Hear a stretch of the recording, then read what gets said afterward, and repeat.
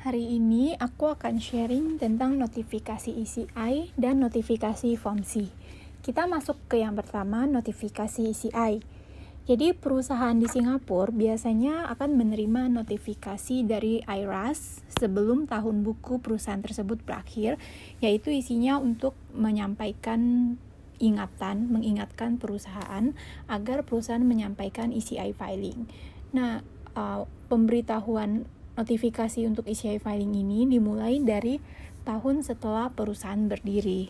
Kenapa tahun setelah perusahaan berdiri?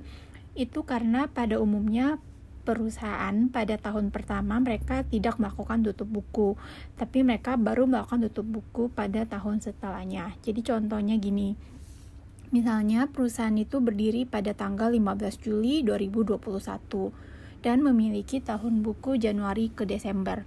Biasanya mereka tidak melakukan tutup buku pada 31 Desember 2021, tetapi baru melakukan tutup buku pada 31 Desember 2022 untuk periode dari 15 Juli 2021 sampai 31 Desember 2022. Sehingga kewajiban ECI-nya itu akan terjadi pada 3 bulan setelah 31 Desember 2022, yaitu 31 Maret 2023. Dan untuk 2 periode, jadi bukan 1 periode ya, tapi ada 2, yaitu yang pertama untuk periode 15 Juli 2021 sampai 31 Desember 2021, atau ini namanya YA 2022. Dan yang kedua untuk periode 1 Januari 2022 sampai 31 Desember 2022, ini namanya YA 2023. Kedua ECI ini wajib disampaikan maksimal 31 Maret 2023. Ini dengan asumsi perusahaan itu tidak mendapatkan ECI filing waiver. Nah, tapi jika perusahaan yang baru berdiri itu sudah melakukan tutup buku pada pada tahun 2021, jadi misalnya 31 Desember 2021 dia melakukan tutup buku nih untuk periode 15 Juli 2021 sampai 31 Desember 2021 misalnya. Maka meskipun perusahaan itu tidak menerima notifikasi ECI filing, tapi perusahaan itu tetap wajib untuk menyampaikan ECI filing pada 3 bulan setelahnya, yaitu pada 31 Maret tahun 2022, bukan 2023. Nanti 2023 dia wajib menyampaikan ECI filing untuk periode yang 1 Januari 2022 sampai 31 Desember 2022 gitu. Nah, terus sekarang kita masuk ke bahasan yang kedua, yaitu notifikasi FOMC. FOMC juga sama dengan ECI. Untuk kewajiban tax return filing Form C atau Form CS atau Form CS Lite, itu IRAS akan mengirimkan notifikasi untuk filing. Biasanya dikirimkan pada bulan Mei pada YA yang bersangkutan, karena kan deadline-nya itu bulan November. Jadi reminder-nya atau notifikasi filing-nya itu pada bulan Mei.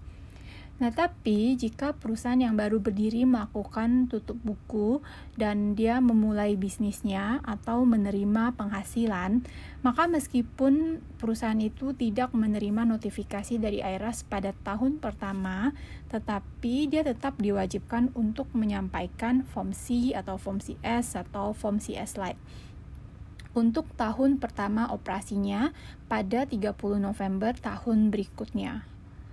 Nah, meskipun demikian, jika perusahaan yang baru berdiri tadi melakukan tutup buku pada tahun pertamanya tetapi dia tidak memulai bisnis atau belum menerima penghasilan, maka perusahaan tersebut tidak perlu melakukan filing Form C, CS ataupun CS Lite untuk periode tahun pertama yang dia melakukan tutup buku tersebut.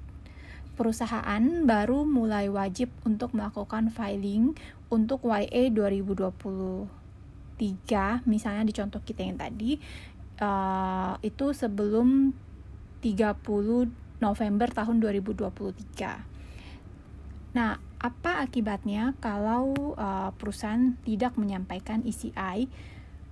Jika perusahaan diwajibkan untuk menyampaikan ECI, tapi dia tidak menyampaikan dalam waktu 3 bulan sejak akhir tahun finansialnya, maka IRAS bisa menerbitkan Notice of Assessment, ini semacam SKPKB kalau di Indonesia, yang didasarkan pada estimasi penghasilan perusahaan atas penghasilan tahun lalu maupun informasi lain yang tersedia. Kemudian, perusahaan itu harus membayar penuh dalam waktu 1 bulan sejak tanggal Notice of Assessment tersebut dan tidak bisa menggunakan fasilitas cicilan. Perusahaan tetap harus membayar penuh sekalipun jika perusahaan sedang menyampaikan keberatan ataupun objection atas NOA tersebut. Kemudian jika NOA tersebut nantinya direvisi oleh IRAS dan ternyata jadinya lebih bayar, maka kelebihannya ini akan dikembalikan ke perusahaan. Oke, sampai di sini video ini. Terima kasih.